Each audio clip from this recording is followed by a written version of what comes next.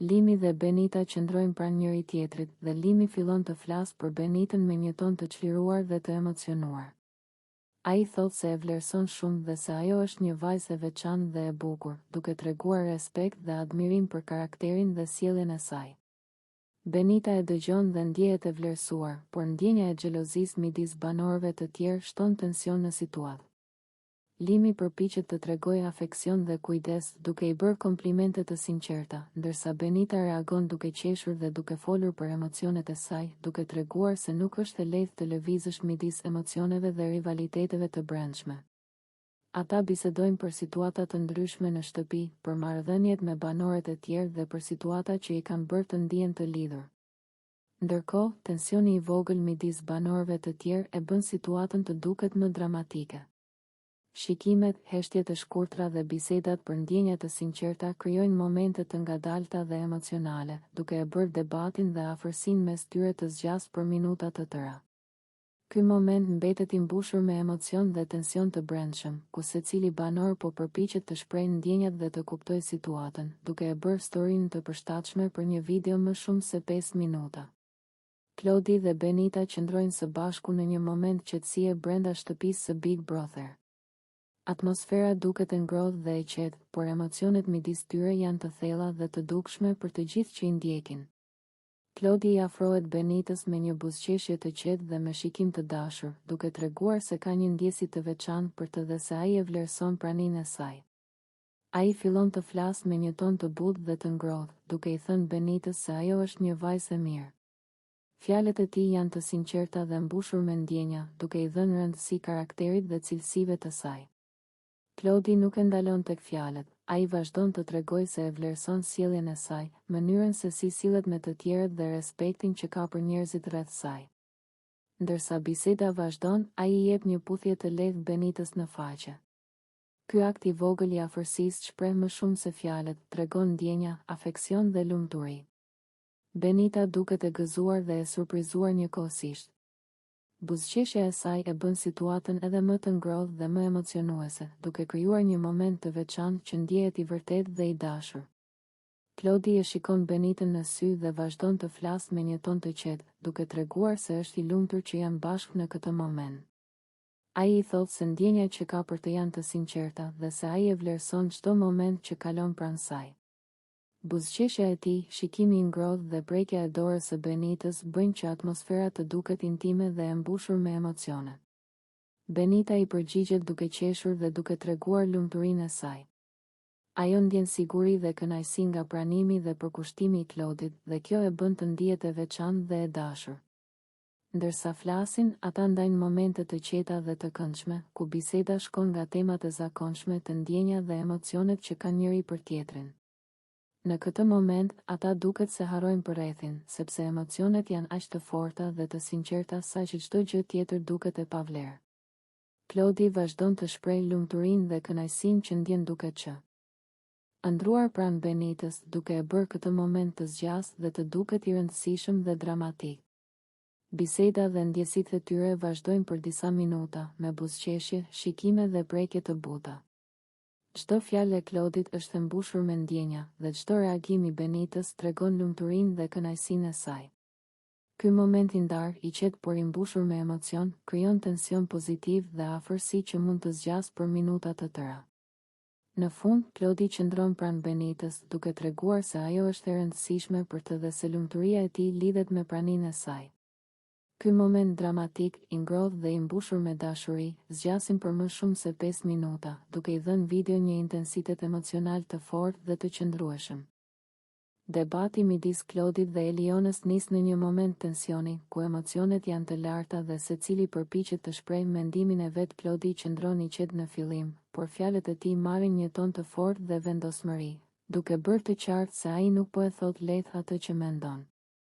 Ai shikon Elionën dhe fillon të flasë me një ton të prerë dhe të ashpër, duke thënë se pëlqimi i saj për të duket shumë fallto. Ai nuk ndalet vetëm me këtë. Klodi shton se, sipas tij, Eliona po luan lojë me ndjenjat e tij dhe të tjerëve. Ai argumenton mendimin e tij duke u bazuar në disa situata që kanë ndodhur më parë, ku veprimet e saj dukeshin të orientuara jo nga ndjenja të sinqerta, por nga strategji dhe lojë. Klodi përdor tone të ndryshme të zërit për të nxjerrë në pa seriozitetin e situatës, ndonjëherë i qetë dhe mendues, ndonjëherë i lartë dhe i ashpër për të treguar zemërimin e tij. Eliona reagon menjëherë. Ajo nuk mund të heshtë dhe i përgjigjet me një kombinim zemërimi dhe trishtimi. Ajo thot se nuk është e drejtë të supozohet që ndjenjat e saj janë fallto, dhe se ajo po e shpreh atë që ndjen në mënyrën më të sinqertë të mundshme. Por Klodi nuk e lë këtë të qetë. Ai vazhdon të argumentoj se disa gjeste dhe mënyra se si ajo sillet tregojnë se ndjenja e saj nuk është e sinqertë dhe se ka një qëllim të fshehtë. Biseda vazhdon për disa minuta me shkëmbim fjalësh dhe tone të larta. Klodi e përsërit disa herë se ndjenjat e Elionës duket se janë fallto dhe se po bën lojë, duke i dhënë një thellësi dramatike situatës. Ai përshkruan disa momente specifike kur ajo veproi në mënyrë që ai e perceptoi si manipulim ose strategji, duke e bërë debatin të duket i gjatë dhe i tensionuar. Eliona përpiqet të mbrojë veten, duke treguar emocionet e saj të vërteta dhe duke shpjeguar se nuk ka qëllim të luajë lojë. Ajo ndjen një përzierje midis mllefit dhe trishtimit, duke u përpjekur të bëjë të qartë se nuk ka asnjë arsye për të dyshuar tek ajo. Por Klodi nuk e lejon situatën të sohet. Ai vazhdon të përdor fjalët e tij për të bërë të qartë se ai nuk beson dhe se do të shohë çdo veprim të saj me dyshim. Gjatë gjithë debatit, atmosfera është e tensionuar. Shikimet, heshtjet e shkurtra dhe gjestet e dorës shtojnë dramatizmin. Çdo fjalë e Klodit duket e rëndësishme dhe çdo përgjigje e Elionës ka pasojë në mënyrën se si situata evoluon. Audienca ndjen emocionet e forta dhe intensitetin e situatës, duke e bërë debatin të zgjasë më shumë se disa minuta normale. Në fund, debati nuk mbyllet me një pajtim. Klodi mbetet i vendosur në qëndrimin e tij, duke e parë pëlqimin e Elionës si fallto dhe duke theksuar se nuk do të besojë derisa të shohë prova të tjera. Eliona, nga ana tjetër, mbetet e lënduar dhe e mërzitur, duke shfaqur emocionet e saj të vërteta dhe duke treguar se nuk ka lojë, por ndjenja të sinqerta. Ky moment mbetet dramatik dhe emocional, duke krijuar një tension që zgjasin për minuta të tëra dhe e bën bisedën të përshtatshme për një video më shumë. Benita qëndron e ulur, duke reflektuar mbi situatën dhe sjelljet e Albës. Ajo fillon të flasë për të me një ton të përzier mes zemërimit dhe zhgënjimit, duke u bërë qartë për të gjithë që ndodhen rreth saj se ajo ka një opinion shumë të fortë për Albën. Me një gjuhë të drejtë për drejtë dhe pa kursyer asnjë fjalë, Benita thotë se Alba është budallaqe dhe nuk po tregon logjik në veprimet e saj. Ajo thekson se ajo ka ikur truri, duke nënkuptuar se mënyra se si Alba vepron nuk ka asnjë bazë të arsyeshme dhe duket krejtësisht e paorganizuara. Benita nuk e lë këtë thjesht si një kritik të vogël, ajo shpreh mllefin e saj dhe shqetësimin për mënyrën se si Alba po ndërvepron me të tjerët. Për të, kjo nuk është thjesht sjellje e paqëndrueshme, por një mungesë e thellë arsyetimi që duhet të adresohet. Pastaj, Benita e përforcon mendimin e saj me një koment më të fortë. Ajo thotë se Alba ka nevojë për doktor. Fjalët e saj nuk janë thjesht ironike, por përdoren për të treguar se ajo mendon se veprimet e Albës janë kaq të çrregullta saqë nuk mund të kuptohen pa ndihmë profesionale. Në mënyrë të qartë, Benita e paraqet situatën si diçka serioze dhe dramatike, duke e bërë bisedën të zgjasë dhe të duket më e rëndë. Ndërkohë, Benita vazhdon të shpjegojë shembujt që e kanë bërë të mendojë kështu.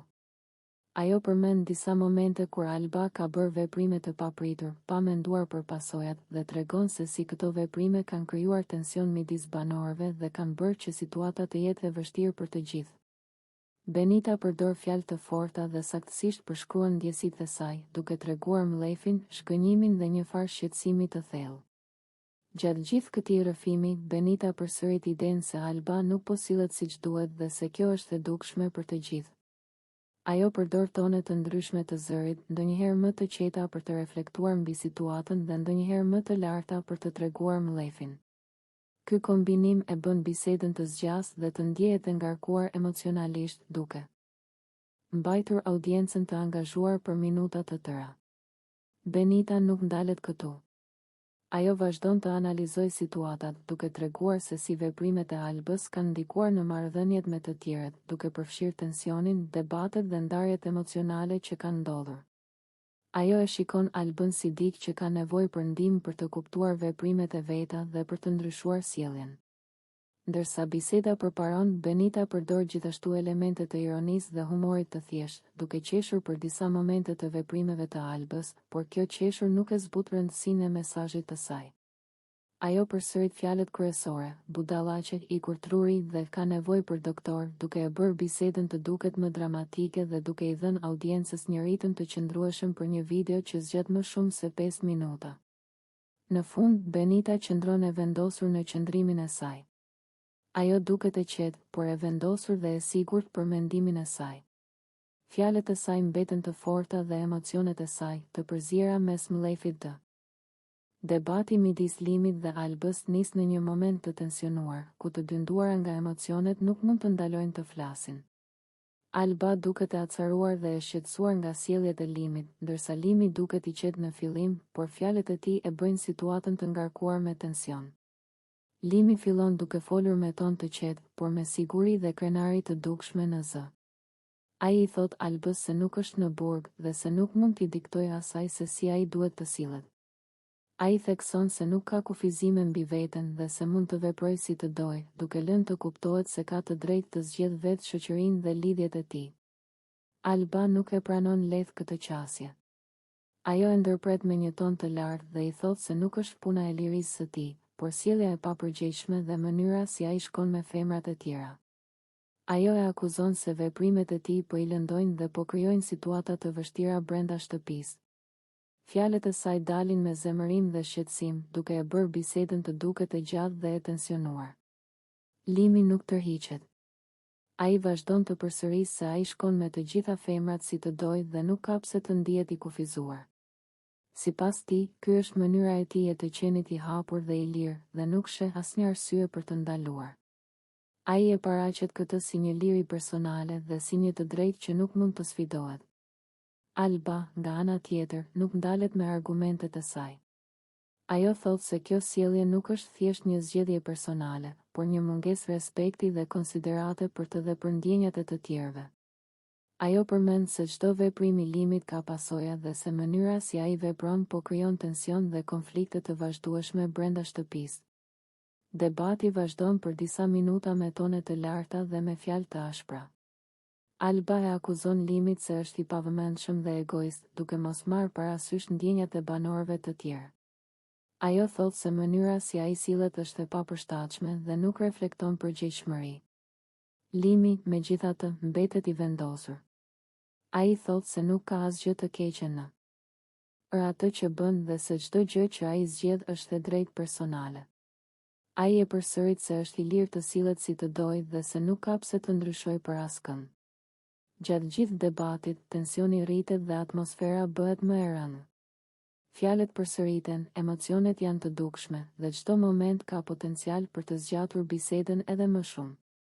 Alba duket e acaruar, ndërsa Limi duket i palëkundur, duke e bërë debatin të zgjas për minuta të tëra. Në fund, debati nuk mbyllet me një marrëveshje. Alba qëndron e vendosur në qëndrimin e saj, duke shprehur mlefin dhe shgënjimin e saj, ndërsa Limi vazhdon të mbajë një qëndrim të fortë dhe të qetë. Fjalët dhe emocionet e tyre krijojnë një moment dramatik që zgjasin gjatë dhe i japin bisedës intensitet, duke e bërë atë të përshtatshme për një video më shumë se 5 minuta.